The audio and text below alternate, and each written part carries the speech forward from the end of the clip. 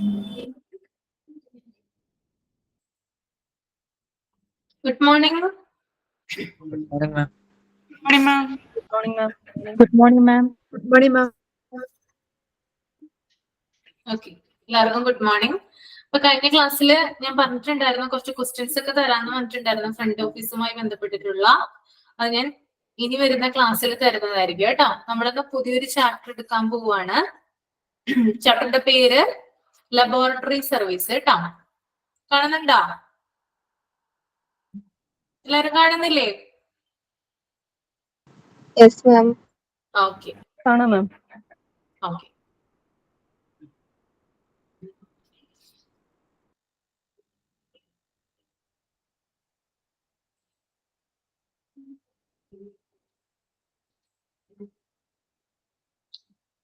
Okay, അപ്പോ പേര് പോലെ തന്നെ ലബോറട്ടറിയെ കുറിച്ചിട്ടാണ് പറയുന്നത് കേട്ടോ.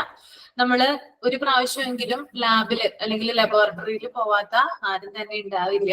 അപ്പൊ അവിടെ കൊടുക്കുന്ന സേവനങ്ങൾ എങ്ങനെയാണ് അതിൽ സർവീസ് നൽകുന്നത്, എന്തൊക്കെ കാര്യങ്ങൾ വെച്ചിട്ടാണ് ഒരു രോഗനിർണയം നടത്തുന്നത്, എന്തൊക്കെ പഠനങ്ങളുണ്ട് ലബോറട്ടറിയുമായി ബന്ധപ്പെട്ട്, ഇങ്ങനെയുള്ള കുറച്ച് കാര്യങ്ങളാണ് നമ്മൾ ഈ ഒരു ചാപ്റ്ററിൽ പഠിക്കാനായിട്ട് പോകുന്നത് കേട്ടോ. അപ്പോ ഫസ്റ്റ് തന്നെ ഒരു ഇൻട്രൊഡക്ഷൻ അവിടെ കൊടുത്തിട്ടുണ്ട്, ഞാനത് വായിക്കാം, അതിനുശേഷം എക്സ്പ്ലെയിൻ ചെയ്യാം. Okay. A medical laboratory or clinical laboratory is a place where tests are done on clinical specimens to get information about the health of a patient to help in diagnosis, treatment, and prevention of disease. Medical laboratories differ in size and complexity, and so provide different types of testing services. Medical laboratory is a part of the laboratory that is equipped with various biomechanical instruments, equipments, materials, and reagents. For carrying out different laboratory investigative activities by using biological specimen, whole blood, serum, plasma, urine, stool, etc. Okay, ഇതാണ് ഒരു introduction കൊടുത്തിരിക്കുന്നത്. ആ ഇൻട്രൊഡക്ഷനിൽ പറയുന്ന കാര്യം എന്ന് പറഞ്ഞാല്, ഒരു രോഗിക്ക് രോഗനിർണയം നടത്താനും രോഗം തടയുന്നതിനും ചികിത്സ നൽകുന്നതിനുമായി രോഗിയുടെ ആരോഗ്യ വിവരങ്ങള് ലഭിക്കുന്നതിന് വേണ്ടി ക്ലിനിക്കൽ സ്പെസിമെൻസിൽ പരിശോധന നടത്തുന്ന ഒരു സ്ഥലത്തെയാണ് എന്ത് പറയുന്നത്, ലബോറട്ടറി എന്ന് പറയുന്നത്.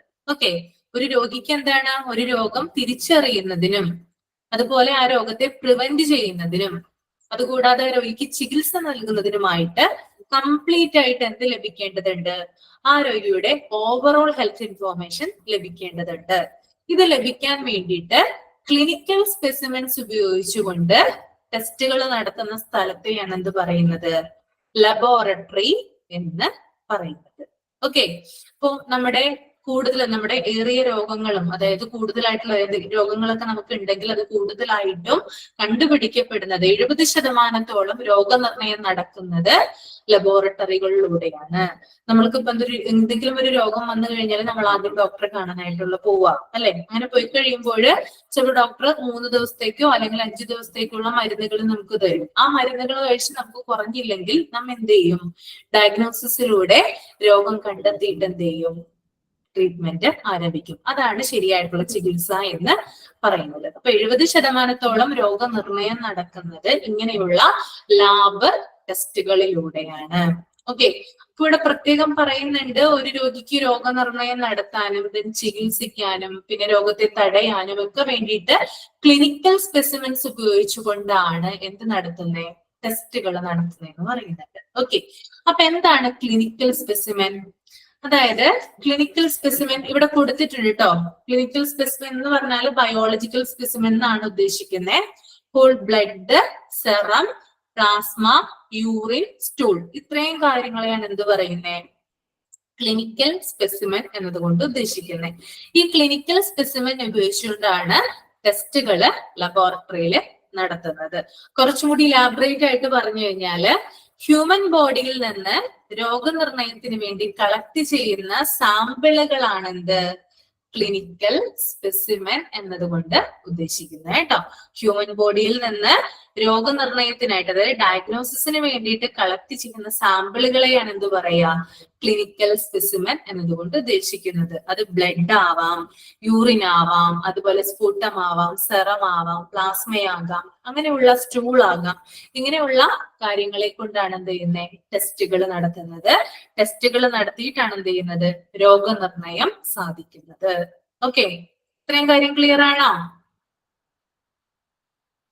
ക്ലിയർ ആയോ? ഓക്കെ,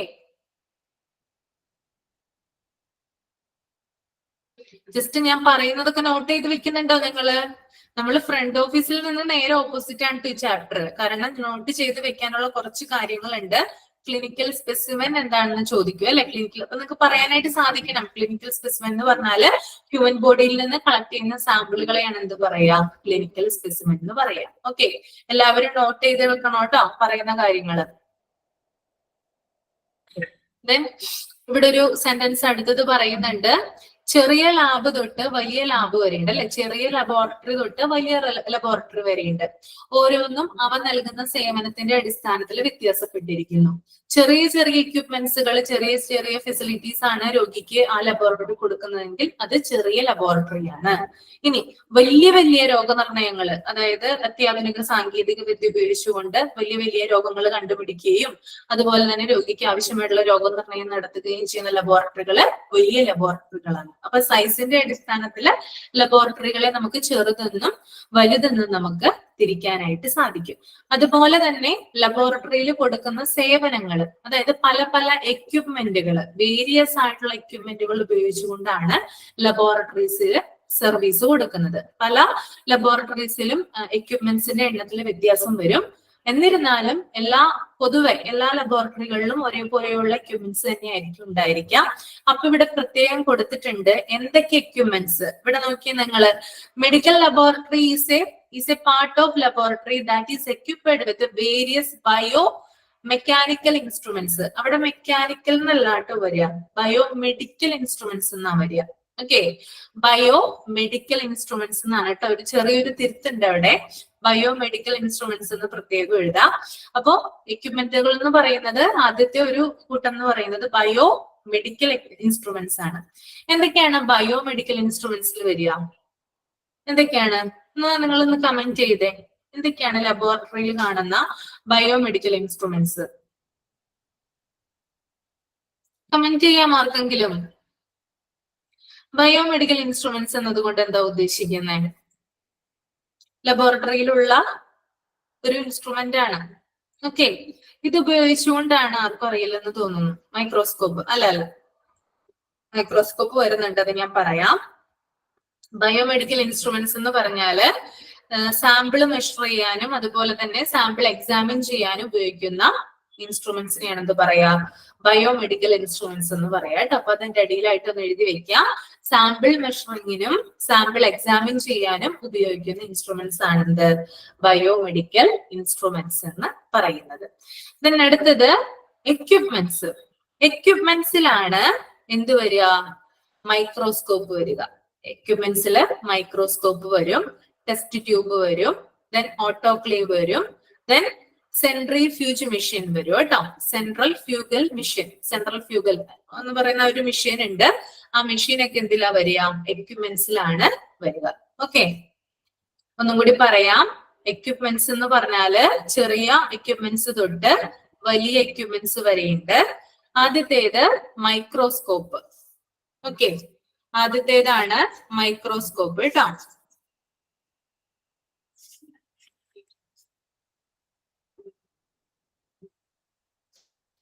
രണ്ടാമത്തേത് ടെസ്റ്റ് ട്യൂബ്. Test tube. മൂന്നാമത്തേത് ഓട്ടോക്ലേവ്. മൂന്നാമത്തേത് ഓട്ടോക്ലേവ്.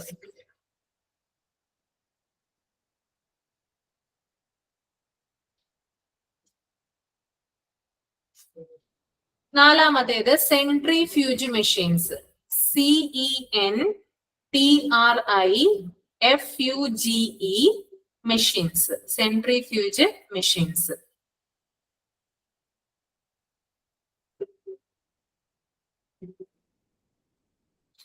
ഈ 4 കാര്യങ്ങളാണ് എന്തിൽ വരുന്നത്? എക്യുപ്മെന്റ്സിൽ വരുന്നത്. അതിനകത്ത് മൈക്രോസ്കോപ്പ് നമുക്കറിയാം, അതായത് സൂക്ഷ്മമായിട്ട് നമുക്ക് നഗ്ന നേത്രങ്ങൾ കൊണ്ട് കാണാൻ സാധിക്കാത്ത തരം ബാക്ടീരിയകളെ നമ്മൾ എന്ത് ഉപയോഗിച്ചിട്ടാണ് കാണുന്നത്?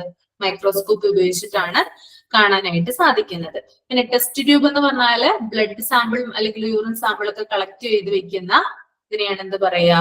ഈ ഒരു ടെസ്റ്റ് ട്യൂബ് എന്ന് പറയാ. ദെൻ ഓട്ടോക്ലേവ് എന്ന് പറഞ്ഞാല് എന്തിനാണ് ഓട്ടോക്ലേവ് ഉപയോഗിക്കുന്നത്? ഒന്ന് കമന്റ് ചെയ്ത് ആരെങ്കിലും. ഓട്ടോക്ലേവ് എന്തിനാ ഉപയോഗിക്കുന്നത്? ഓട്ടോക്ലേവ് എന്ന് പറയുമ്പോൾ ബ്ലഡിനെ സെപ്പറേറ്റ് ചെയ്യാനാണ് കേട്ടോ, ബ്ലഡ് കമ്പോണൻസിനെ സെപ്പറേറ്റ് ചെയ്യാൻ, സ്റ്റെറിലൈസ് ചെയ്യാൻ വേണ്ടിയിട്ടാണ് ഓട്ടോക്ലേവ് ലബോറട്ടറികളിൽ യൂസ് ചെയ്യുന്നത്. ബ്ലഡ് കമ്പോണന്റിനെ സെപ്പറേറ്റ് ചെയ്യാനായിട്ട്, അതുപോലെ തന്നെ സ്റ്റെറിലൈസ് ചെയ്യാൻ വേണ്ടിയിട്ടാണ് ഓട്ടോക്ലേവ് യൂസ് ചെയ്യുന്നത്. ഓക്കെ,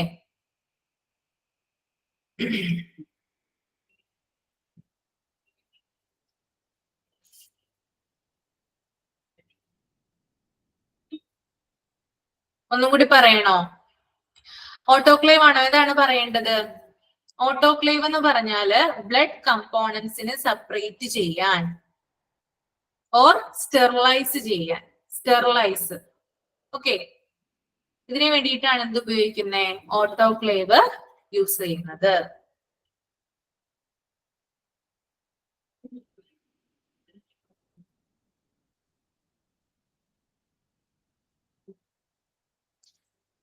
ഓക്കെ,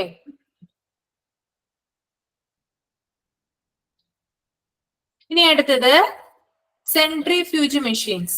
സെൻട്രിഫ്യൂജ് മെഷീൻസ് കേട്ടോ, സെൻട്രിഫ്യൂജ് മെഷീൻസ്. അതിന്റെ യൂസ് ഒന്ന് എഴുതുക, ഞാൻ പറഞ്ഞുതരാം. Centrifuge machines.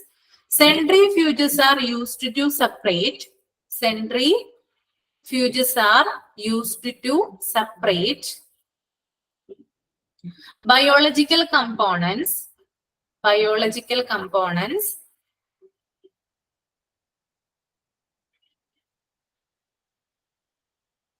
Centrifuges are used to separate biological components. Okay. ഒന്നും കൂടി പറയാം ആദ്യം തൊട്ടിട്ട്. എന്തെങ്കിലും ക്ലാരിറ്റി കുറവാണെങ്കിൽ ഒന്നും കൂടി ഞാൻ പറഞ്ഞുതരാം. ബയോമെഡിക്കൽ ഇൻസ്ട്രുമെന്റ്സ് എന്തിനു വേണ്ടിയിട്ടാണ്? സാമ്പിൾസ് ഒക്കെ മെഷർ ചെയ്യാൻ, അതുപോലെ തന്നെ സാമ്പിൾസ് ഒക്കെ എക്സാമിൻ ചെയ്യാനായിട്ട് വേണ്ടിയിട്ടാണ് ബയോമെഡിക്കൽ ഇൻസ്ട്രുമെന്റ്സ് യൂസ് ചെയ്യുന്നത്. ദെൻ എക്യുപ്മെന്റ്സ് എന്ന് പറഞ്ഞാല് സ്മോളർ ടു ലാർജർ, അതായത് ചെറിയ ഉപകരണങ്ങൾ തൊട്ട് വലിയ ഉപകരണങ്ങൾ വരെ ലബോറട്ടറികളിൽ കാണാനായിട്ട് നമുക്ക് സാധിക്കും. അതിലൊന്നാണ് മൈക്രോസ്കോപ്പ് എന്ന് പറയുന്നത്. മൈക്രോസ്കോപ്പിന് എന്തിനു വേണ്ടിയിട്ടാണ് ഉപയോഗിക്കുന്നത്? അതായത് ഏറ്റവും ചെറിയ, അതായത് സ്മോളർ ആയിട്ടുള്ള കമ്പോണന്റിനെ പോലും നമുക്ക് നഗ്ന നേത്രങ്ങൾ കൊണ്ട് കാണാനായിട്ട് സാധിക്കില്ല. അതുകൊണ്ട് മൈക്രോസ്കോപ്പ് ഉപയോഗിച്ചുകൊണ്ടാണ് നമ്മൾ എന്ത് ചെയ്യുന്നത്?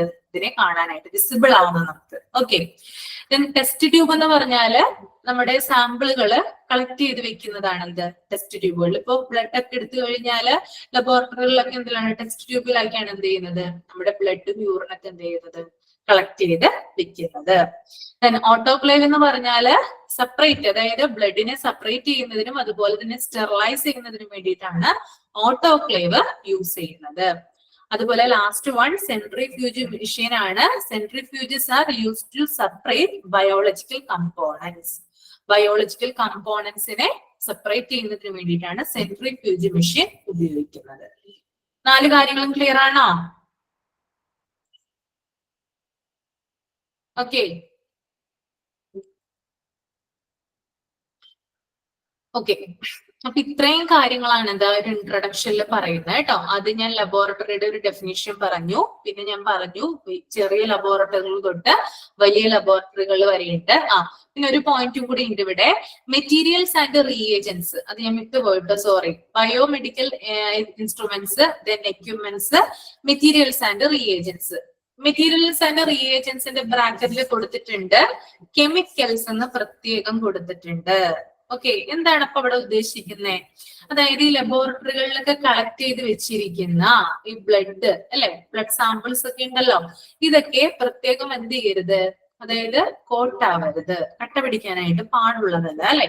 അപ്പൊ അങ്ങനെ കോട്ടാവാതിരിക്കാൻ വേണ്ടിയിട്ട് ഇതിനകത്ത് എന്ത് ചെയ്യും? ചില കെമിക്കൽസ് മിക്സ് ചെയ്യും. ഓക്കെ, അതിനെയാണ് എന്ത് പറയുന്നത്? മെറ്റീരിയൽസ് ആൻഡ് റീഏജൻസ് എന്ന് പറയുന്നത്. ലബോറട്ടറികളില് ബ്ലഡ് പോലുള്ള സാമ്പിളുകള് കോട്ടാവാതിരിക്കാൻ വേണ്ടിയിട്ട് പ്രത്യേകം കെമിക്കൽസ് ആഡ് ചെയ്യുന്നു. എക്സാമ്പിൾ പറയണമെങ്കിൽ സോഡിയം സിട്രേറ്റ് പോലുള്ള കെമിക്കൽസ് എന്ത് ചെയ്യുന്നുണ്ട്, ഈ ബ്ലഡ് സാമ്പിളുകളിലൊക്കെ മിക്സ് ചെയ്തിട്ടാണ് എന്ത് ചെയ്യുന്നത്, വളരെ നേരം അതെന്ത് ചെയ്യുന്നത്, കോട്ടാകാതെ ഇരിക്കാനായിട്ട് നോക്കുന്നത് കേട്ടോ. എന്താണ് ചേർക്കുന്നത്, സോഡിയം സിട്രേറ്റ് പോലുള്ള കെമിക്കൽസ്. ഓക്കെ, അതാണ് മെറ്റീരിയൽസ് ആൻഡ് റീഏജൻസിൽ വരിക. ഓക്കെ, കെമിക്കൽസ് എന്ന് പ്രത്യേകം ഇവിടെ കൊടുത്തിട്ടുണ്ട് കേട്ടോ. ഓക്കെ, അപ്പൊ ഇത്രയും കാര്യങ്ങളൊക്കെ യൂസ് ചെയ്തുകൊണ്ട് ബയോളജിക്കൽ സ്പെസിമെൻസിൽ ടെസ്റ്റുകൾ നടത്തുന്ന സ്ഥലത്തെയാണ് നമ്മൾ എന്ത് പറയാ, ലബോറട്ടറി എന്ന് പറയുന്നത്. ഓക്കെ, ആ ഒരു ഇൻട്രൊഡക്ഷൻ ക്ലിയർ ആയോ എല്ലാവർക്കും? ഇനി ഒന്നും കൂടി പറയണ്ടല്ലോ, ക്ലിയർ ആയി? ഓക്കെ, ദെൻ അടുത്തൊരു ഇത് നോക്കാം നമുക്ക്. The objective of a medical laboratory are providing its customers exact result which share to clinical treatment. എന്താണ് ഒരു മെഡിക്കൽ ലബോറട്ടറിയുടെ ഒബ്ജക്റ്റീവ്, എന്താണ് അവരുടെ ലക്ഷ്യം എന്താണ്? അതായത് കസ്റ്റമേഴ്സിന്, രോഗികൾക്ക് കറക്റ്റ് ആയിട്ടുള്ള, അക്യുറേറ്റ് ആയിട്ടുള്ള, എക്സാക്റ്റ് ആയിട്ടുള്ള റിസൾട്ട് കൊടുക്കുക എന്നുള്ളതാണ് ലബോറട്ടറിയുടെ ഒബ്ജക്റ്റീവ് അല്ലെങ്കിൽ എയിം ആയിട്ട് പറയുന്നത് കേട്ടോ. ഓക്കെ, ഈ ക്ലിനിക്കൽ സ്പെസിമെൻസിൽ ഇത്രയും കാര്യങ്ങളൊക്കെ ഉപയോഗിച്ചുകൊണ്ട് ടെസ്റ്റുകൾ നടത്തി കറക്റ്റ് ആയിട്ടുള്ള റിസൾട്ട് ഉണ്ടാക്കിയിട്ട് അത് പേഷ്യൻസിന് കൊടുക്കുക എന്നുള്ളതാണ് ലബോറട്ടറിയുടെ എയിം. ഓക്കെ, ദെൻ അടുത്തത് നോക്കാം നമുക്ക്. Functional division of lab services. Lab services can be classified into 5 divisions. Lab സർവീസിനെ നമുക്ക് 5ആയിട്ട് തിരിക്കാം.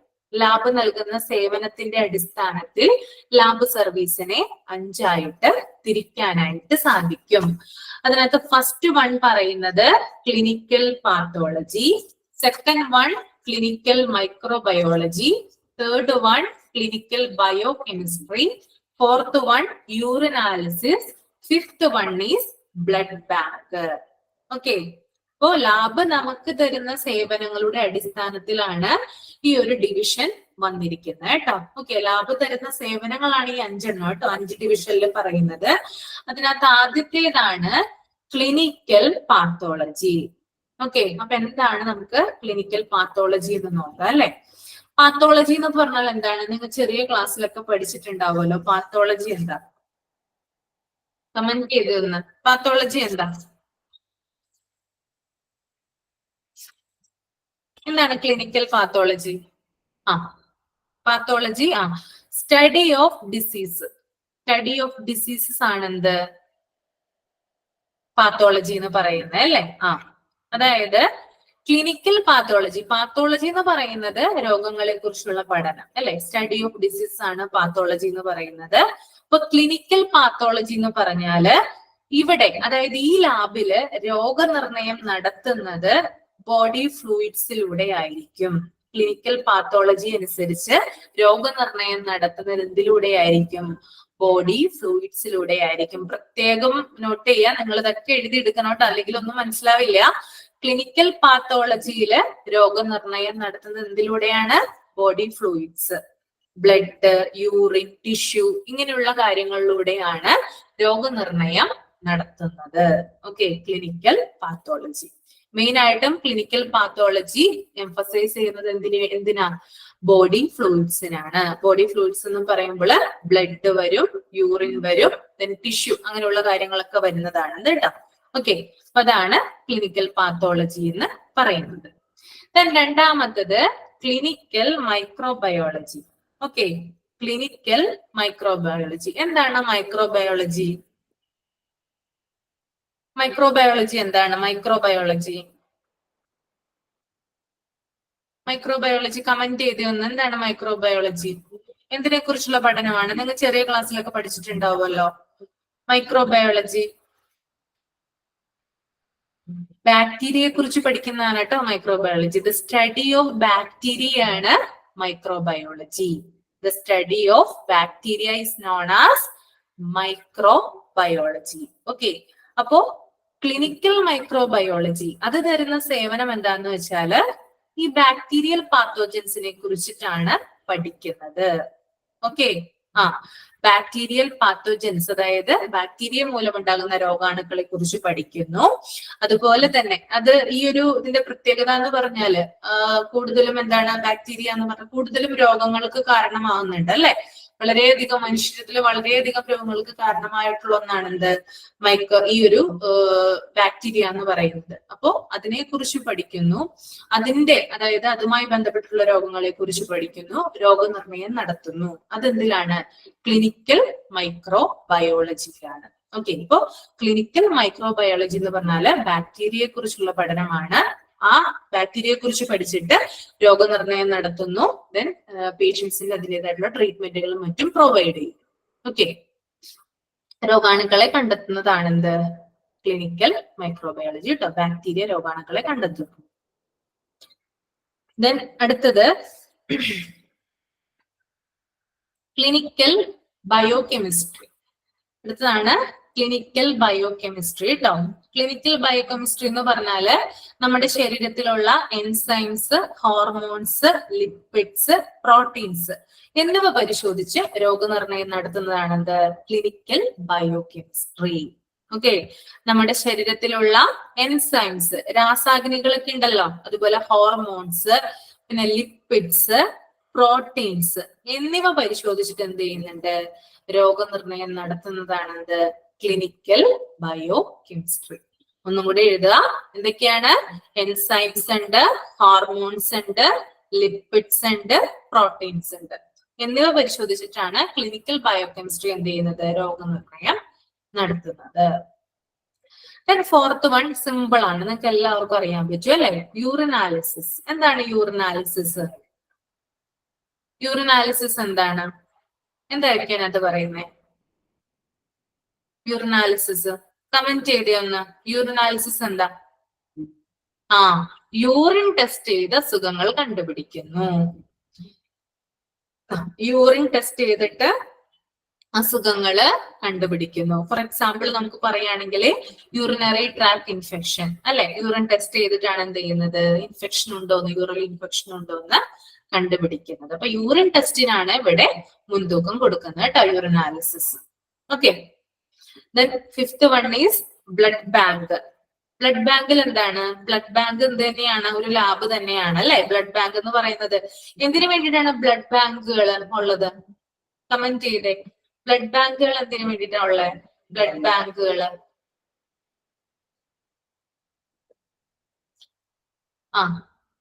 ബ്ലഡ് ഡൊണേഷന് വേണ്ടിയിട്ടാണ് ബ്ലഡ് ബാങ്കുകൾ ഉള്ളത് അല്ലെ. അപ്പൊ ഈ ബ്ലഡ് ബാങ്ക് എന്ന് പറയുന്നത് ഒരു ലാബായിട്ടും കൂടി പ്രവർത്തിക്കുന്നുണ്ട്. എങ്ങനെയാണ് അത് ലാബായിട്ടും കൂടി പ്രവർത്തിക്കുന്നത്? എങ്ങനെയാണ് ലാബായിട്ടും കൂടി പ്രവർത്തിക്കുന്നത്? എങ്ങനെയാണ് ബ്ലഡ് ബാങ്കുകള്? പ്രോപ്പർ ആയിട്ട് ബ്ലഡ് ഡൊണേഷന് അല്ലെങ്കിൽ എന്താണ്, മറ്റൊരാളിലേക്ക് രക്തം ദാനം ചെയ്യാൻ അല്ലെ, ഡൊണേറ്റ് ചെയ്യാൻ വേണ്ടിയിട്ടാണ് ബ്ലഡ് ബാങ്കുകൾ ഉള്ളത്. അപ്പോ ഈ ട്രാൻസ്ഫ്യൂഷൻ നടക്കുന്നതിന് മുമ്പായിട്ട്, ഈ ഡൊണേഷൻ നടക്കുന്നതിന് മുമ്പായിട്ട്, അതായത് കൊടുക്കുന്ന ആളുണ്ടല്ലോ, ദാതാവ് എന്ന് പറയും അല്ലെ, ഡൊണേറ്റർ എന്ന് പറയും അല്ലെ, ആളുടെ ബ്ലഡ് എന്ത് ചെയ്യണം? പരിശോധിക്കണം അല്ലെ. ആളുടെ ബ്ലഡ് പരിശോധിച്ച് അയാൾക്ക് വേറൊരു അസുഖങ്ങളൊന്നും ഇല്ലെന്ന് കണ്ടുപിടിച്ചിട്ടാണ് എന്ത് ചെയ്യുന്നത്? അയാൾ ആരോഗ്യവാനാണെന്ന് കണ്ടുപിടിച്ചിട്ടാണ്, അത് ആ ഒരു രോഗനിർണയം നടത്തിയിട്ടാണ് മറ്റൊരാളിലേക്ക് എന്ത് ചെയ്യുക, അതായത് സ്വീകർത്താവിലേക്ക്, റിസീവറിലേക്ക് ബ്ലഡ് എത്തിക്കുക. ഓക്കെ, അപ്പോ ബ്ലഡ് കൊടുക്കുന്നതിന് മുമ്പായിട്ട് ഡൊണേറ്ററുടെ ബ്ലഡ് എന്ത് ചെയ്യും? അവിടെ രോഗനിർണയത്തിന് വിധേയമാക്കുന്നു. എവിടെ? ബ്ലഡ് ബാങ്കുകളില്. അപ്പോ ബ്ലഡ് ബാങ്ക് ഇങ്ങനെയാണ് ലാബ് ടെസ്റ്റ് നടത്തുന്നത്. അതായത് ബ്ലഡ് കൊടുക്കുന്നതിന് മുമ്പായിട്ട് ദാതാവിന്റെ, അതായത് ഡൊണേറ്ററുടെ ബ്ലഡ് എന്ത് ചെയ്യുന്നുണ്ട്? പരിശോധനയ്ക്ക് വിധേയമാക്കുന്നു. അപ്പോ ഈ വിധത്തിൽ പറഞ്ഞാല് ബ്ലഡ് ബാങ്കും ഒരു ലാബിന്റെ കർത്തവ്യം അല്ലെങ്കിൽ ഒരു റെസ്പോൺസിബിലിറ്റി ചെയ്യുന്നുണ്ട്. ഓക്കെ, അപ്പോ എഴുതാട്ടോ. ബ്ലഡ് ടെസ്റ്റ് പ്രോപ്പർ ട്രാൻസ്ഫ്യൂഷന് വേണ്ടിയിട്ടാണ് ഇവിടെ ബ്ലഡ് ബാങ്കുകളിൽ രോഗനിർണയം നടത്തുന്നത്. പ്രോപ്പർ ട്രാൻസ്ഫ്യൂഷന് വേണ്ടിയിട്ട് ബ്ലഡ് ബാങ്കുകളിൽ രോഗനിർണയം നടത്തുന്നു. Okay,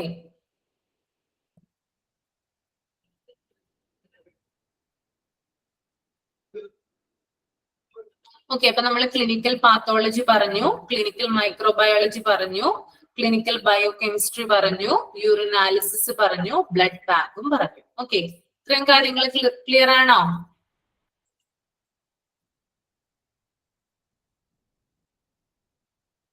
okay.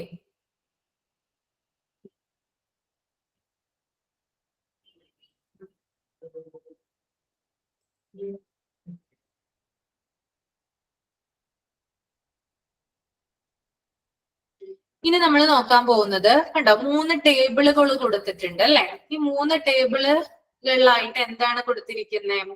അതായത് ഒന്നിൽ ക്ലിനിക്കൽ പാത്തോളജി കൊടുത്തിട്ടുണ്ട്, മറ്റൊന്നിൽ ക്ലിനിക്കൽ മൈക്രോബയോളജി കൊടുത്തിട്ടുണ്ട്, വേറൊന്നിൽ ക്ലിനിക്കൽ ബയോ കെമിസ്ട്രി കൂടി കൊടുത്തിട്ടുണ്ട്. അപ്പൊ ക്ലിനിക്കൽ പാത്തോളജിയുടെ അണ്ടറിൽ വരുന്ന കാര്യങ്ങൾ എന്തൊക്കെയാണെന്നാണ് നോക്കാൻ പോകുന്നത് കേട്ടോ.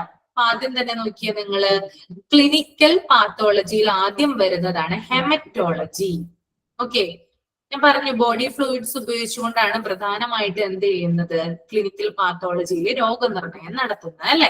ഓക്കെ, അപ്പോ ആദ്യത്തേതാണ് ഹെമറ്റോളജി. ഹെമറ്റോളജി എന്താണ്? Haematology, what is haematology? ഒന്ന് കമന്റ് ചെയ്തേ, എന്താണ് haematology?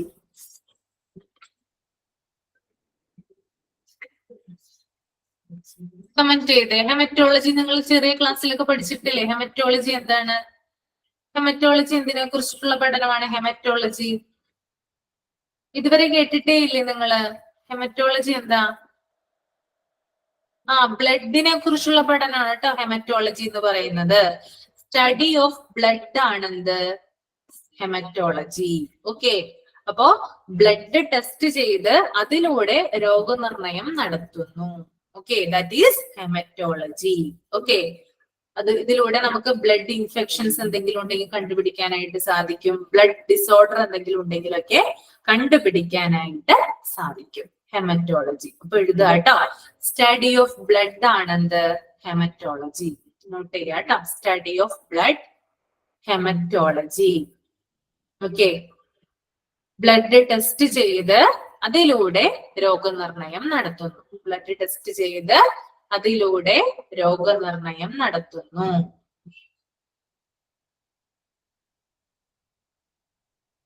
Blood infection, blood disorder പോലുള്ള കാര്യങ്ങൾ കണ്ടുപിടിക്കുന്നു. ബ്ലഡ് ഇൻഫെക്ഷൻ, ബ്ലഡ് ഡിസോർഡർ പോലുള്ള കാര്യങ്ങൾ കണ്ടുപിടിക്കുന്നു. അപ്പൊ ബ്ലഡ് റിലേറ്റഡ് ആയിട്ടുള്ള 2 അസുഖങ്ങളെ കുറിച്ച് ഞാൻ പറയാം. ഒന്ന് അനീമിയ, 2 ഹീമോഫിലിയ കേട്ടോ. അപ്പൊ ഹെമറ്റോളജിയുടെ എക്സാമ്പിൾ ആയിട്ട് എഴുതാം. 1 is anaemia, anaemia. Second 1 is haemophilia, second 1 is haemophilia. Okay, ഇപ്പോ ഹെമറ്റോളജി എന്ന് പറഞ്ഞാല് സ്റ്റഡി ഓഫ് ബ്ലഡ് ആണ്. ബ്ലഡ് ടെസ്റ്റ് ചെയ്തിട്ടാണ് രോഗനിർണയം നടത്തുന്നത്. ബ്ലഡ് ഇൻഫെക്ഷൻ, ബ്ലഡ് ഡിസോർഡർ പോലുള്ള കാര്യങ്ങൾ ഇതിലൂടെ അറിയാനായിട്ട് സാധിക്കുന്നു. 2 എക്സാമ്പിൾ ആണ് anaemia and haemophilia. Haematology clear അല്ലേ?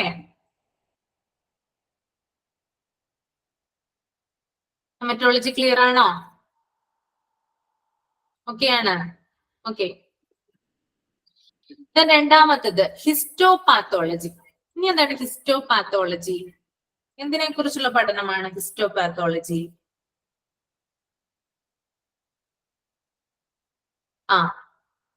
സ്റ്റഡി ഓഫ് ടിഷ്യൂ കേട്ടോ. അതായത് എന്താണ്?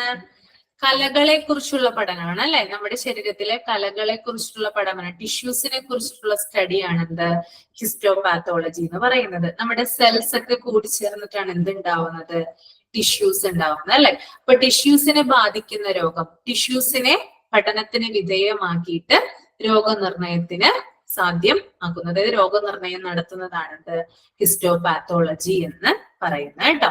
അപ്പൊ എഴുതാം, histopathology study of tissues, histopathology study of tissues.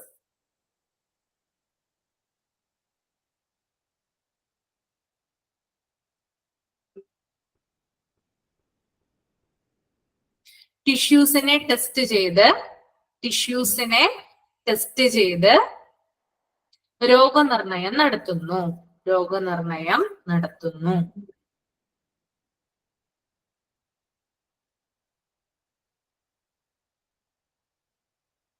ടിഷ്യൂവിനെ ബാധിക്കുന്ന ഒരു രോഗം എഴുതണ്ടേ? ഇപ്പൊ നമുക്ക് എക്സാമ്പിൾ ആയിട്ട് നമുക്ക് ലെപ്രസി എഴുതാം കേട്ടോ. ലെപ്രസി എന്ന് പറഞ്ഞാൽ എന്താണ്? കുഷ്ഠരോഗം. ഓക്കെ, അത് ടിഷ്യൂവിനെ ബാധിക്കുന്ന ഒരു അസുഖമാണ് കേട്ടോ. ലെപ്രസി, കുഷ്ഠരോഗം. ലെപ്രസി, കുഷ്ഠരോഗം. ഓക്കെ,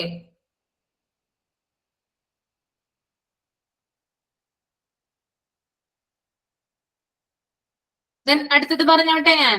ഇപ്പൊ രണ്ടെണ്ണം പറഞ്ഞു, ഹെമറ്റോളജി പറഞ്ഞു, ഹിസ്റ്റോപാത്തോളജിയും പറഞ്ഞു. അടുത്ത പറയാലോ?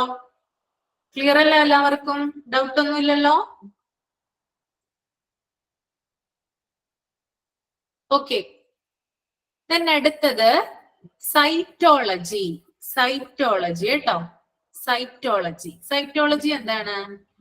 സൈറ്റോളജി എന്തിനെ കുറിച്ചുള്ള പഠനമാണ്? സ്റ്റഡി ഓഫ് സെൽസ് അല്ലെ? കോശങ്ങളെ കുറിച്ചുള്ള പഠനത്തെയാണ് എന്ത് പറയാ? സെൽസ്, സൈറ്റോളജി എന്ന് പറയാം. കോശങ്ങളെ, അതായത് സെൽസിനെ എന്ത് ചെയ്യുന്നുണ്ട്? ഇവിടെ ടെസ്റ്റിന് വിധേയമാക്കുന്നുണ്ട്. സെൽസിനെ പഠന വിധേയമാക്കിക്കൊണ്ട് സെൽസിനുണ്ടാകുന്ന അസുഖങ്ങൾ കണ്ടുപിടിക്കപ്പെടുന്നു സൈറ്റോളജിയിലൂടെ. ഓക്കെ, അപ്പോ സ്റ്റഡി ഓഫ് സെൽ ആണ് സൈറ്റോളജി. കോശങ്ങളെ പഠന വിധേയമാക്കിക്കൊണ്ട് അതിന് രോഗനിർണയം നടത്തുന്നത് സൈറ്റോളജിയിലൂടെയാണ്. ഓക്കെ, ഇനി സൈറ്റോളജി എന്ന് പറയുമ്പോൾ സെല്ലാണെന്ന് പറഞ്ഞല്ലേ? സെല്ലിന്, അതായത് നമ്മുടെ കോശങ്ങൾക്ക് സംഭവിക്കുന്ന ഒരു പ്രധാനപ്പെട്ട രോഗം എന്ന് പറയാമോ? കോശത്തിനെ അഫക്ട് ചെയ്യുന്ന ഒരു രോഗം എന്ന് പറയാമോ? എന്താണ് കോശത്തിനെ അഫക്ട് ചെയ്യുന്ന ഒരു പ്രധാനപ്പെട്ട രോഗം? ഒന്ന് കമന്റ് ചെയ്തേ നിങ്ങള്. ഒരു ലൈഫ് സ്റ്റൈൽ ഡിസോർഡർ ആണ് കേട്ടോ ഇത്. ഒരു ലൈഫ് സ്റ്റൈൽ ഡിസീസ് ആണ് നമുക്ക് പറയാം. എന്താണ് കോശത്തിനെ ബാധിക്കുന്ന പ്രധാനപ്പെട്ട രോഗം? മെജോറിറ്റി ആളുകൾക്കുണ്ട് അല്ലെ? ക്യാൻസർ ആണ് കോശത്തിനെ ബാധിക്കുന്ന പ്രധാനപ്പെട്ട രോഗമാണ് എന്ത്? ക്യാൻസർ എന്ന് പറയുന്നത് അല്ലെ? കോശങ്ങളുടെ വളർച്ച, അതായത് കോശങ്ങൾ ക്രമാതീതമായി വർദ്ധിക്കുന്നതാണ് എന്ത്? ക്യാൻസർ രോഗത്തിന് കാരണമാകുന്നത് കേട്ടോ. അപ്പൊ ക്യാൻസർ കണ്ടുപിടിക്കുന്നത്, സ്ക്രീനിങ് ടെസ്റ്റ് ഫോർ ക്യാൻസർ എന്ന് പറയുന്നത് സൈറ്റോളജി ആണ് കേട്ടോ. ഓക്കെ, അതായത് സെല്ലുകളുടെ പഠനത്തിലൂടെയാണ്, അതായത് സെല്ലിനെ കൂടുതലായിട്ട് പഠന വിധേയമാക്കിക്കൊണ്ടാണ് നമ്മൾ ക്യാൻസർ രോഗനിർണയം നടത്തുന്നത്. ഓക്കെ, അതൊന്ന് ഓർത്ത് വെക്കുക കേട്ടോ. അപ്പോ എക്സാമ്പിൾ എഴുതാ, സൈറ്റോളജിയുടെ എക്സാമ്പിൾ എഴുതാ. Screening test for cancer. Screening test for cancer.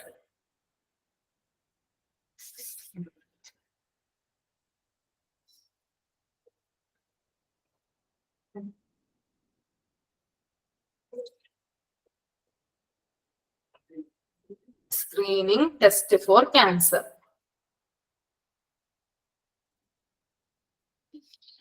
അടുത്തത് കേട്ടോ, റുട്ടീൻ പാത്തോളജി.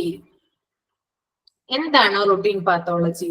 നിങ്ങൾ എല്ലാവരും ഒരു പ്രാവശ്യമെങ്കിലും റുട്ടീൻ പാത്തോളജി ചെയ്തിട്ടുണ്ടാവും അല്ലെ? എന്താണ് റുട്ടീൻ പാത്തോളജി എന്നതുകൊണ്ട് ഉദ്ദേശിക്കുന്നത്? ഒന്ന് കമന്റ് ചെയ്തേ. എന്താണ് റുട്ടീൻ പാത്തോളജി? എന്താണ് റുട്ടീൻ പാത്തോളജി? ഒരു പ്രാവശ്യമെങ്കിലും ചെയ്യാത്തവരാരും ഉണ്ടാവില്ല കേട്ടോ ഇത്. ഓക്കെ, അത് നമ്മൾക്ക് എന്തെങ്കിലും അസുഖമൊക്കെ വന്നു കഴിഞ്ഞാല് നമ്മൾ ഒരു പ്രാവശ്യം ഡോക്ടറെ ചെന്ന് കണ്ടു. അപ്പൊ എന്തെങ്കിലും ഒരു അബ്നോർമാലിറ്റി ഡോക്ടർക്ക് തോന്നുവാണെങ്കിൽ ഡോക്ടർ എന്ത് ചെയ്യും? റുട്ടീൻ പാത്തോളജി എന്ത് ചെയ്യും? അതിന് സജസ്റ്റ് ചെയ്യും. ഓക്കെ, അപ്പൊ റുട്ടീൻ പാത്തോളജി എന്ന് പറഞ്ഞാല് റുട്ടീൻ ഹെൽത്ത് ചെക്കപ്പിനായിട്ടാണ് ചെയ്യുന്നത്. ഓക്കെ, റുട്ടീൻ ഹെൽത്ത് ചെക്കപ്പിനായി ചെയ്യുന്നു. അതായത് നമ്മുടെ ഓവറോൾ കാര്യങ്ങൾ, അതായത് ബ്ലഡിനെ സംബന്ധിച്ച് നമ്മുടെ ശരീരത്തിലുള്ള ഓവറോൾ കാര്യങ്ങൾ അറിയാൻ വേണ്ടിയിട്ട് ബ്ലഡ് ടെസ്റ്റിന് വിധേയമാക്കുന്നതാണ് എന്ത്? റുട്ടീൻ പാത്തോളജി എന്ന് പറയുന്നത് കേട്ടോ. ഇനി എക്സാമ്പിൾ ആയിട്ട് നമുക്ക് പറയാം CBC ടെസ്റ്റ് കേട്ടോ. CBC എന്ന് പറഞ്ഞാൽ എന്താണ്? Complete blood count. ഓക്കെ, ഇപ്പൊ റുട്ടീൻ പാത്തോളജിക്ക് നമുക്ക് എക്സാമ്പിൾ ആയിട്ട് പറയാൻ പറ്റും CBC അല്ലെ? എല്ലാരും നമ്മുടെ ബ്ലഡിൽ എല്ലാരും ടെസ്റ്റ് ചെയ്ത് നോക്കും അല്ലെ? എന്തെങ്കിലും ഒരു അബ്നോർമാലിറ്റീസോ നമുക്ക് എന്തെങ്കിലും ഇൻഫെക്ഷൻസ് ഉണ്ടെങ്കിലോ ഒക്കെ അറിയാൻ വേണ്ടിയിട്ടാണ് എന്ത് ചെയ്യുന്നത്? ഈ റുട്ടീൻ പാത്തോളജി ഡോക്ടർ എന്ത് ചെയ്യുന്നത്? സജസ്റ്റ് ചെയ്യുന്നത് കേട്ടോ. അപ്പൊ അതിന്റെ ഒരു ഡെഫിനിഷൻ പോലെ എഴുതാം കേട്ടോ. Routine pathology is A common pathology. എഴുതാം കേട്ടോ. Routine pathology is A common pathology.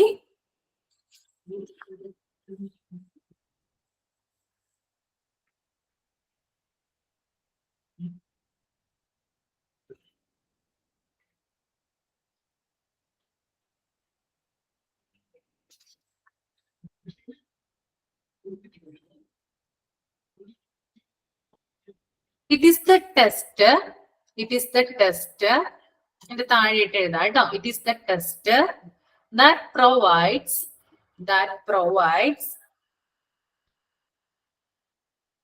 provides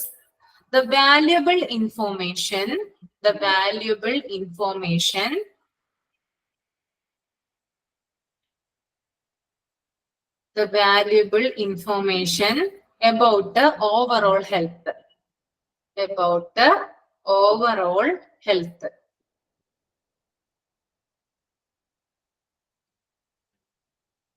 It is the test that provides the valuable information about the overall health. Example എന്തായിരുന്നു ഞാൻ പറഞ്ഞത്? ക്ലിനിക് റൂട്ടീൻ പാത്തോളജിയുടെ എക്സാമ്പിൾ ആയിട്ട് എന്തായിരുന്നു പറഞ്ഞ ഞാൻ? CBC അല്ലെ? CBC കേട്ടോ. Example CBC, complete blood count. Okay.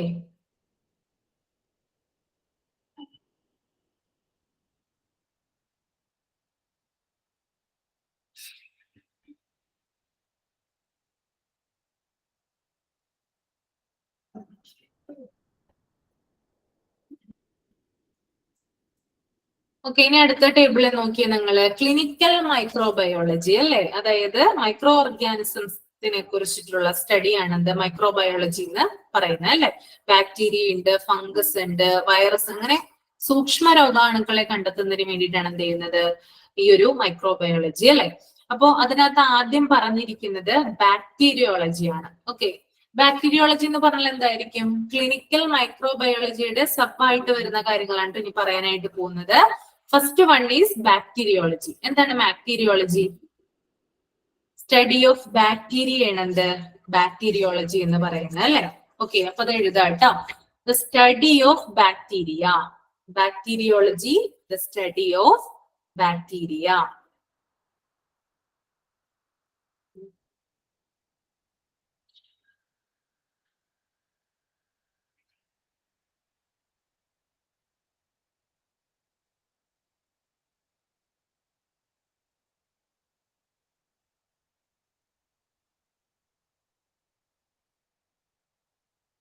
The study of bacteria. And explanation പോലെ എഴുതാ. Test used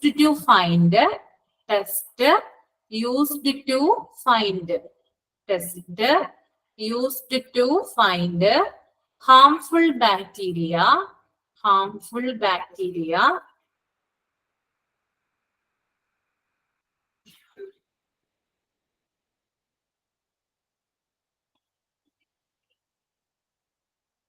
in your body that you make sick. In your body that you make sick. നിങ്ങളുടെ രോഗത്തിന് കാരണക്കാരായിട്ടുള്ള നിങ്ങളുടെ ബോഡിയിൽ പ്രവേശിച്ചിട്ടുള്ള ബാക്ടീരിയയെ കണ്ടെത്തുന്നതിന് വേണ്ടിയിട്ടുള്ള ഒരു പഠനമാണ് എന്ത് ഈ ഒരു ബാക്ടീരിയോളജി എന്ന് പറയുന്നത് കേട്ടോ. Study of bacteria. Okay, bacteria മൂലമുണ്ടാകുന്ന ഒരു രോഗം എന്ന് പറഞ്ഞ നിങ്ങള്. ബാക്ടീരിയ മൂലമുണ്ടാകുന്ന ഒരു ഡിസീസ്.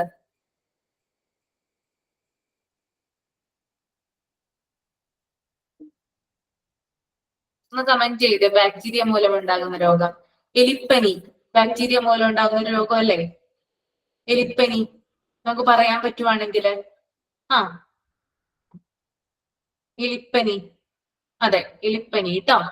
റാറ്റ് ഫീവർ അല്ലെങ്കിൽ എന്താ ലെപ്രോസൈറ്റോസിസ് എന്ന് പറയുവാനെ. ലെപ്രോസൈറ്റോസിസ് എന്നാണ് എലിപ്പനീനെ പറയാ കേട്ടോ. ലെപ്രോസൈറ്റോസിസ്. ഓക്കെ, ദെൻ അടുത്തത് കേട്ടോ മൈക്കോബാക്ടീരിയോളജി.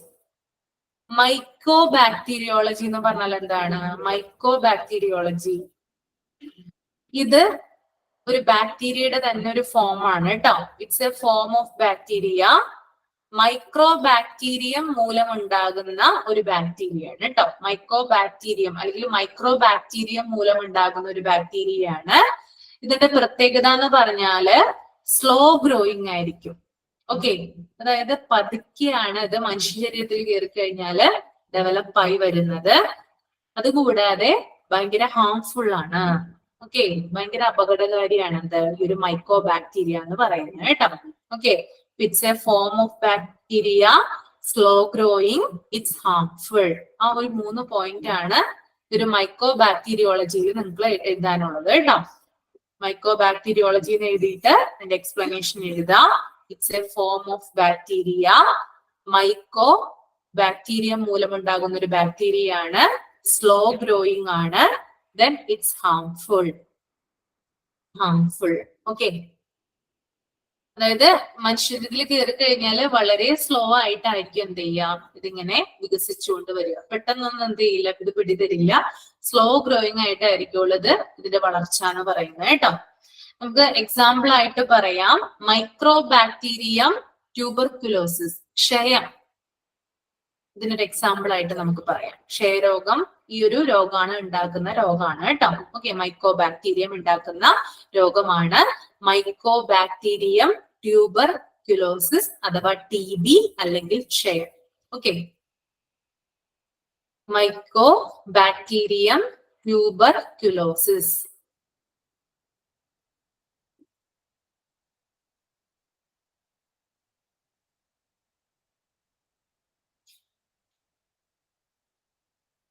എത്തിക്കഴിഞ്ഞോ?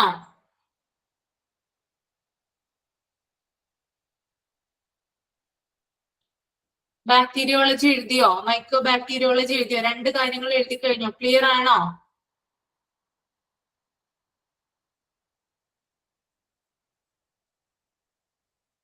എന്തിന്റെ നെയിം ഒന്നുകൂടെ പറയണ്ടേ? എക്സാമ്പിൾ ആണോ പറയണ്ടേ? TB. Okay, mycobacterium tuberculosis. Mycobacterium tuberculosis, TB അഥവാ ക്ഷയം കേട്ടോ.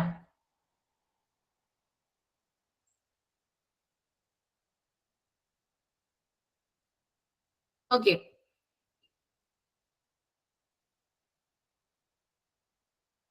then അടുത്തത് നോക്കിയേ നിങ്ങള്, വൈറോളജി. വൈറോളജി എന്തിനെ കുറിച്ചുള്ള പഠനമാണ്? വൈറോളജി ഇതൊക്കെ മൈക്രോബയോളജിയിൽ വരുന്നതാണ്. വൈറോളജി എന്തിനെ കുറിച്ചുള്ള പഠനമാ? വൈറോളജി സ്റ്റഡി ഓഫ് വൈറസസ് അല്ലെ, അതായത് വൈറസുകളെ കുറിച്ചുള്ള പഠനമാണെന്ത് ഈ ഒരു വൈറോളജി എന്ന് പറയുന്നത് അല്ലെ. വൈറസ് മൂലമുണ്ടാകുന്ന രോഗങ്ങളൊന്ന് പറഞ്ഞേ നിങ്ങള്, എന്തൊക്കെയാ വൈറസ് മൂലമുണ്ടാകുന്ന രോഗം? പെട്ടെന്ന് എടുത്ത് പറയാമെങ്കിൽ HIV വൈറസ് മൂലമുണ്ടാകുന്ന രോഗമാണ്. കൊറോണ വൈറസ് മൂലമുണ്ടാകുന്ന രോഗമാണ്. Then hepatitis, hepatitis A, B and C അല്ലെ. ഹെപ്പറ്റൈറ്റിസ് B അതുപോലെ ഹെപ്പറ്റൈറ്റിസ് C ഉണ്ട്. ഇതും എന്താണ് വൈറസ് മൂലമുണ്ടാകുന്ന രോഗമാണ്. നിപ്പ വൈറൽ ഡിസീസ് ആണ് അല്ലെ. ഇപ്പൊ ധാരാളം വൈറൽ ഡിസീസ് ഉണ്ട്. അപ്പൊ വൈറസ് മൂലമുണ്ടാകുന്ന രോഗത്തെയാണ് എന്ത് പറയാ, അല്ലെങ്കിൽ അതിനെ കുറിച്ചുള്ള പഠനമാണ് എന്ത് വൈറോളജി എന്ന് പറയുന്നത് കേട്ടോ. അപ്പൊ അത് എഴുതാട്ടോ. Study of virus is known as virology. Study of virus is known as virology.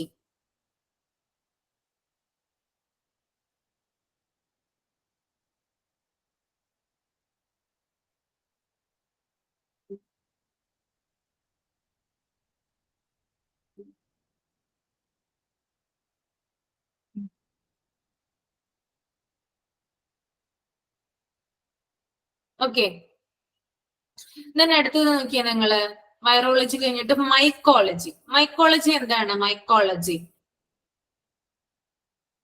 എന്തിനെ കുറിച്ചിട്ടാണ് മൈക്കോളജി? കമന്റ് ചെയ്തേ വേഗം. മൈക്കോളജി എന്താണ്? സ്റ്റഡി ഓഫ് ഫംഗി അല്ലെ. ഫംഗസുകളെ കുറിച്ചുള്ള പഠനത്തെയാണ് എന്ത് പറയാ? മൈക്കോളജി എന്ന് പറയാ അല്ലെ. Study of fungi. ഓക്കെ, എഴുതാട്ടോ. Study of fungi, that is mycology.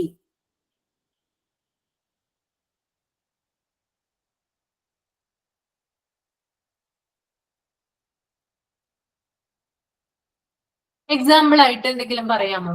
Fungus മൂലമുണ്ടാകുന്ന രോഗങ്ങൾ എന്തൊക്കെയാ? ഫംഗസ് മൂലമുണ്ടാകുന്ന രോഗങ്ങള്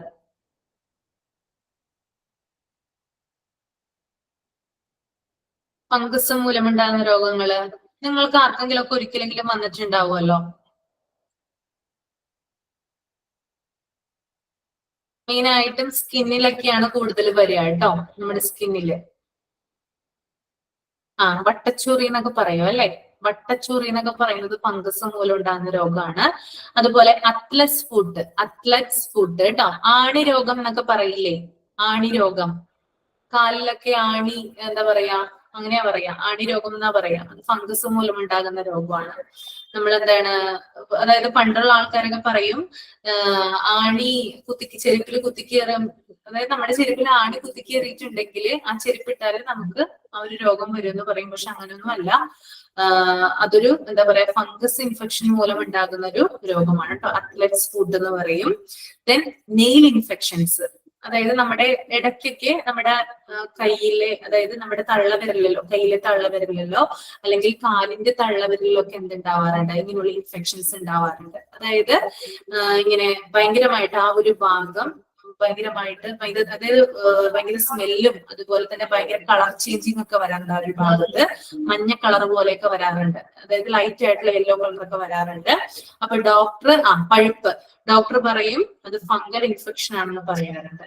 ഓക്കെ, നമ്മൾ കൂടുതൽ ഇപ്പോ എന്താ പറയാ കുഞ്ഞു കുട്ടികൾക്കുള്ള അമ്മമാരൊക്കെ ആണെങ്കിൽ കൂടുതലായിട്ടൊക്കെ ഡ്രസ്സൊക്കെ എന്താണ് മറ്റൊക്കെ വാഷ് ചെയ്യേണ്ടതായിട്ടൊക്കെ വരും അല്ലെ. കൂടുതലും കുഞ്ഞു കുഞ്ഞു ഉടുപ്പുകളൊക്കെ അല്ലെങ്കിൽ അവരുടെ അണ്ടർ ഗാർമെന്റ്സ് ഒക്കെ എന്താണ് നമ്മൾ കൂടുതലായിട്ടും വാഷ് ചെയ്യേണ്ടതായിട്ടുള്ള ഒരു സാഹചര്യമൊക്കെ വരും.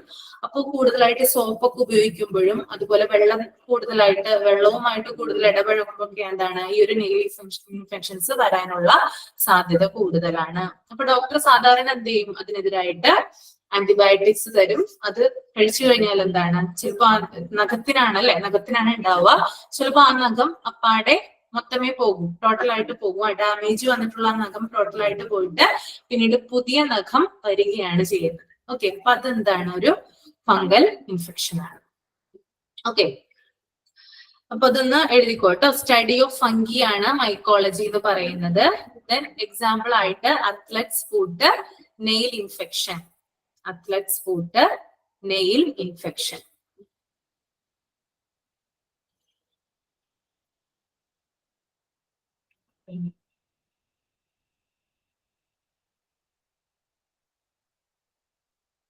ഓക്കെ, ഇന്ന് ഇത്ര എടുക്കുന്നുള്ളൂ കേട്ടോ. എന്തെങ്കിലും ഡൗട്ട് ഉണ്ടെങ്കിൽ നിങ്ങൾക്ക് ചോദിക്കാം.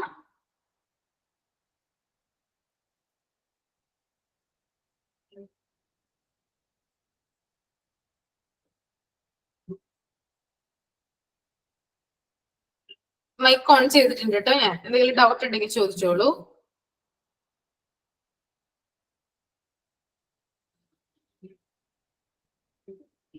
ലബോറട്ടറിയുടെ ഇൻട്രൊഡക്ഷൻ പറഞ്ഞു, ദെൻ അതിന്റെ ഒബ്ജക്റ്റീവ് പറഞ്ഞു, പിന്നെ ലാബ് നൽകുന്ന സേവനങ്ങൾക്കനുസരിച്ച് ഇതിനെ തിരിച്ചിരിക്കുന്നതെന്ന് പറഞ്ഞു, പിന്നെ അതിന്റെ ഓരോ സബ് ഡിവിഷൻസും നമ്മളിപ്പോ ഡിസ്കസ് ചെയ്തു. ഇതുമായി ബന്ധപ്പെട്ടിട്ട് ഒന്ന് വായിച്ചു നോക്കിയിട്ട് എന്തെങ്കിലും ഡൗട്ട് ഉണ്ടെങ്കിൽ ചോദിക്കാം.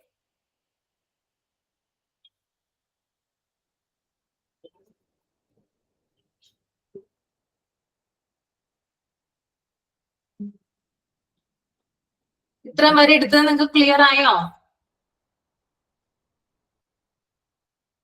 ക്ലിയർ ആയി? അന്നു ജോമോനെ ക്ലിയർ ആയോ മോളെ? Yes ma'am. ആയല്ലേ, ഓക്കെ. അപ്പൊ ഞാനൊന്ന് ക്വസ്റ്റ്യൻ ചോദിക്കട്ടെ, നിങ്ങൾ പറയാൻ പറ്റുമോ? Okay ma'am. ഓക്കെ,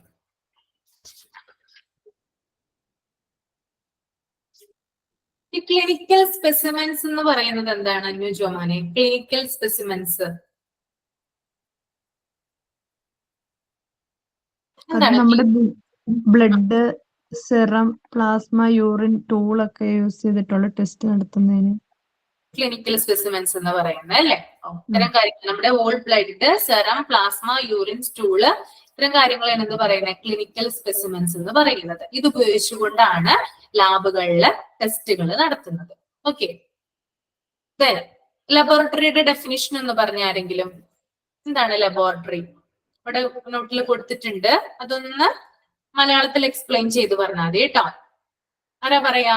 ഹരിത രമേശേ ഒന്ന് പറഞ്ഞേ. ഹരിത.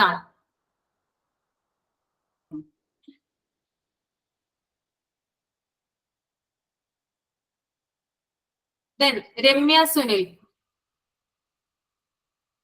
രമ്യ, ആരെങ്കിലും ഒരാൾ പറയൂട്ടോ. ചോദ്യം ചോദിക്കുമ്പോ മിണ്ടാതിരിക്കരുത്. നമുക്ക് എന്തെങ്കിലും രോഗം ഉണ്ടെങ്കിൽ ലബോറട്ടറി പരിശോധിക്കാം. കേൾക്കുന്നില്ല ഹരിത, കേൾക്കുന്നില്ല.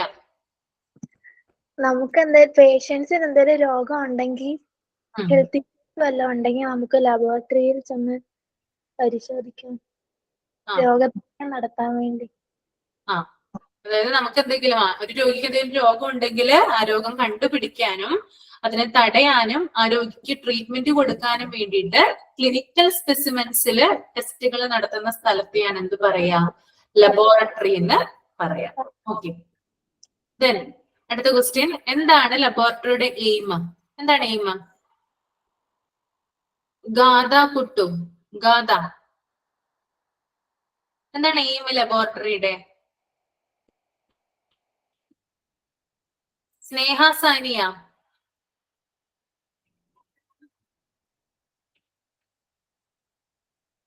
ആരൊന്നും പറയുന്നില്ല. അന്വേഷിച്ചോ, മനമോള് തന്നെ പറ കേട്ടോ. എന്താണ് ഒബ്ജക്റ്റീവ്സ് മെഡിക്കൽ ലബോറട്ടറിയുടെ? അത് പേഷ്യൻസിന് അവരുടെ കറക്റ്റ് ആയിട്ടുള്ള രോഗനിർണയം നടത്തി എക്സാക്ട് റിസൾട്ട് കൊടുക്കുക. റിസൾട്ട് കൊടുക്കുക എന്നുള്ളതാണ് ഒബ്ജക്റ്റീവ് എന്ന് പറയുന്നത് കേട്ടോ. ഓക്കെ. ദെൻ അടുത്തത് എന്താണ് ക്ലിനിക്കൽ പാത്തോളജി?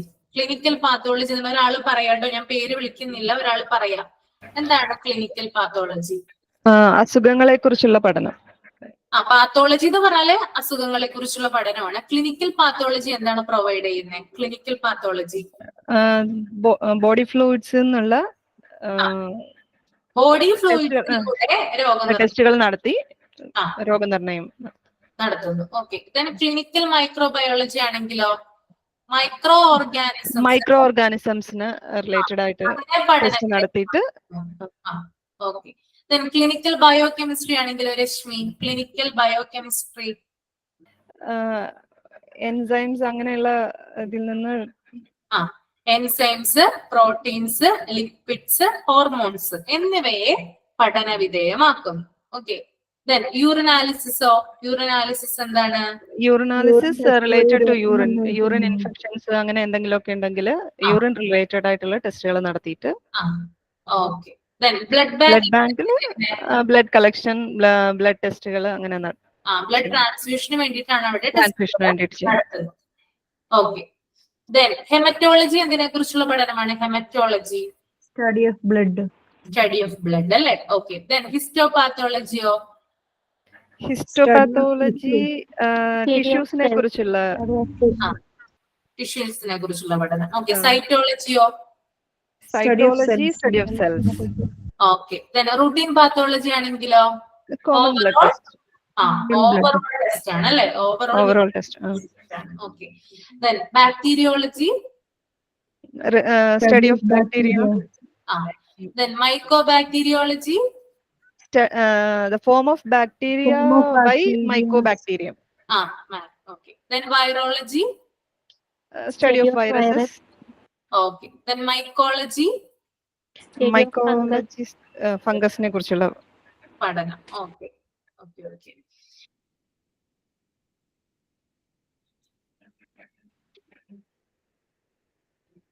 ഫംഗസ് ആണ്. ഇപ്പൊ രണ്ടെണ്ണം പറഞ്ഞ രണ്ട് എക്സാമ്പിൾ രോഗം ഫംഗസുമായി ബന്ധപ്പെട്ട fungal. Mycology skin related diseases വരും, വട്ടച്ചൊറി പോലെ, സോറിയാസിസ് പോലെ ഇൻഫെക്ഷൻ. ഹെമറ്റോളജിക്ക് രണ്ട് എക്സാമ്പിൾ പറഞ്ഞു. ഹെമറ്റോളജി അനീമിയ, ഹിസ്റ്റോപാത്തോളജി ആണെങ്കിൽ എക്സാമ്പിൾ പറഞ്ഞു. ഹിസ്റ്റോപാത്തോളജി കുഷ്ഠരോഗം, ലെപ്രസി അല്ലെ? കുഷ്ഠം. പിന്നെ സൈറ്റോളജി റിലേറ്റഡ് ആയിട്ടുള്ള ഒരു ഡിസീസ് പറഞ്ഞ സൈറ്റോളജി. ക്യാൻസർ. റൂട്ടീൻ പാത്തോളജി ആണെങ്കിലോ അതുമായി ബന്ധപ്പെട്ടിട്ടുള്ള ഓക്കെ. അപ്പൊ ഇത്രയും കാര്യങ്ങൾ എന്ത് ചെയ്യാൻ നന്നായിട്ട് വായിക്കാം കേട്ടോ. ഇനിയും ഉണ്ട് നമുക്ക് കുറച്ച് പാരസൈറ്റോളജി, ഇമ്മ്യൂണോളജി അങ്ങനെയുള്ള കുറച്ച് കാര്യങ്ങൾ കൂടി ഉണ്ട്. നമുക്ക് അടുത്ത ക്ലാസ്സിൽ എന്ത് ചെയ്യാം, ഡിസ്കസ് ചെയ്യാം. ഓക്കെ. എല്ലാവർക്കും മനസ്സിലായെന്ന് വിചാരിക്കും. നന്നായിട്ട് വായിക്കാം കേട്ടോ. Okay. Thank you. Okay. Thank you ma'am. Thank you ma'am. Thank you, ma'am.